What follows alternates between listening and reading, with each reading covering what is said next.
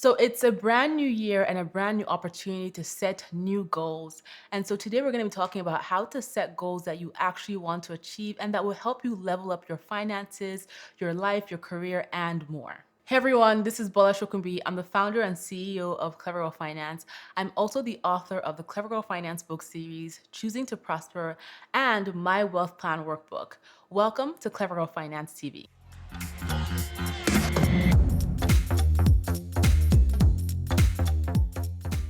So let's talk about setting goals that align with who you are and what you want to achieve out of your life.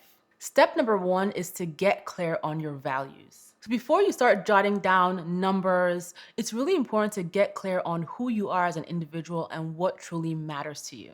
And this is getting clear on your values. So grab your Clever Girl Finance workbook or a notebook and write down what are the things that are truly meaningful to you. What is truly important to you in your life? What are the things that make you tick?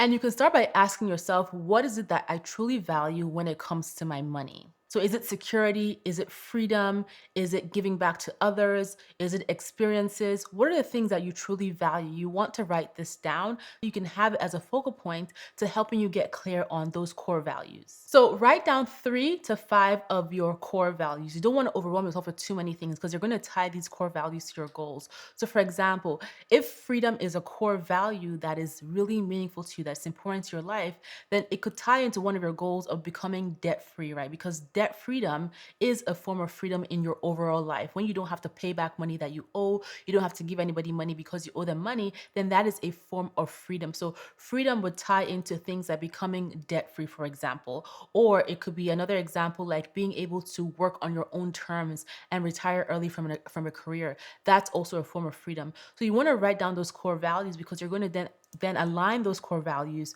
to your goals. If one of your core values is security, then it could be building an emergency fund or stocking up your savings or expanding your investments because those are also forms of security. And so that is the goal that security as a core value would tie into. Step number 2, as I just alluded to, you want to define specific and realistic goals. So now that you know what your core values are, let's get specific with your goals. And here's the key. You also want your goals to be realistic. You don't want goals that just sound good on paper. You want goals that you know that you're going to be able to achieve this year. You want them to challenge you as well, right? But at the same time, you want them to be realistic, something that you can actually work hard towards achieving so you don't lose motivation and so that you stay focused and inspired on achieving those goals by the end of the year. So again, don't give yourself too many goals so you don't get overwhelmed. Think about 3 to 5 main goals that are time bound, that you give a timeline throughout the year as to when you want to achieve them by. And again, you want to align your goals to your core values.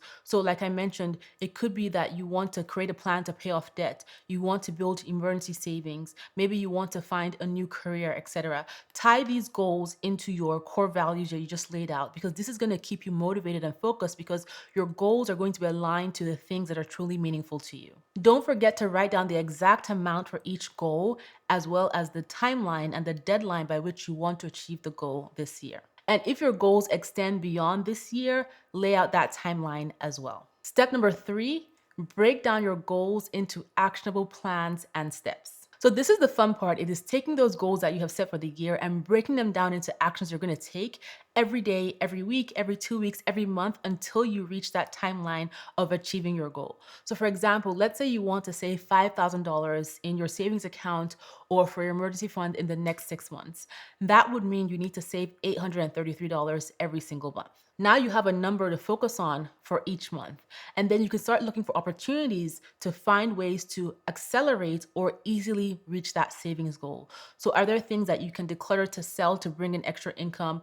Are there ways that you can find a part-time job, create a side hustle to bring in that extra income? What can you do to make sure you stay on top of this goal? And don't forget to build that goal as a line item into your budget so that each time you get paid, you know that you have to allocate money towards that $833 goal that you have for the month towards reaching your $5,000 savings goal at the end of 6 months. So generally, when it comes to these goals that you're breaking down, you want to list down specific actions you're going to take once you have broken these goals down. It could be something as simple as automating your savings or taking more practical steps like finding a better paying job, starting a side hustle, decluttering, finding ways to cut back on your spending, and etc. It's all about finding ways to help you achieve that goal that you want to achieve by the end of the timeline you have set for yourself. By the way, if you are enjoying this video, don't forget to hit the like button and subscribe to this channel. And if you're looking for a guide to help you take actionable steps, you want to create a customized plan for your finances, check out my wealth plan workbook. It is full of Q&As, checklists, and worksheets to help you craft your own financial plan this year. You can also follow us on Instagram at Clever Girl Finance and stop by our website at clevergirlfinance.com and check out our over 30 plus completely free courses. Okay, let's get back to the video. Step number 4 is to keep yourself motivated. So financial goals can be tough to stick to, especially after the euphoria of the new year has worn off. And that typically happens by March, sometimes by February for some people. And so you want to find ways to keep yourself motivated. Perhaps you can create a visual of your financial goals where you can see them on a daily basis so that you can be reminded of what you want to achieve. Perhaps you can find an accountability partner who is like-minded, who's also pursuing similar goals or has achieved what you want to achieve to help you stay motivated and focused. You want to find different ways to keep yourself motivated and focused on the goals you want to achieve for yourself. And I think it's really important to keep your goals where they are visible. Even if you have them on a post-it note and you stick them on your mirror, you have them as a screensaver on your phone, there's something about seeing your goals every day, especially when you have a tough day, that just helps you stay on track. And even if you fall off track, right, seeing your goals can be the motivation you need to dust yourself off and get back on track. So I highly encourage that you have visual reminders of what your goals are as a way to stay motivated. And then step number 5 is to track your progress and celebrate your wins. It's really important to track your progress and celebrate your wins because this is going to motivate you to keep going. And even if you fall behind and you're not quite on track, that is okay, right? You want to give yourself the opportunity to adjust, to reassess, and then keep going. So track how much you've saved, track how much debt you've paid off, track any goal that you are working towards to see your progress. And if you find yourself falling off, readjust accordingly. It is okay to shift your timelines. It is okay to adjust your goals to make them more realistic for you to achieve. You just don't want to give up. You want to keep going. That's the key here. Don't give up. Remember, progress isn't always a straight line. And so you want to keep celebrating every progress that you make, every win that you make, celebrate them within reason and stay motivated. Remember, setting your financial goals is not just about numbers. You want to get clear on your core values. You want to get clear on what truly matters to you before you start setting those goals, right? And you want to create a life that aligns with what is most important to you. So start small if you need to, stay consistent, stay focused, and stay motivated, and keep working towards the financial goals you have set for yourself this year. I would love to know, what is your top financial goal that you want to achieve this year? Share in the comments.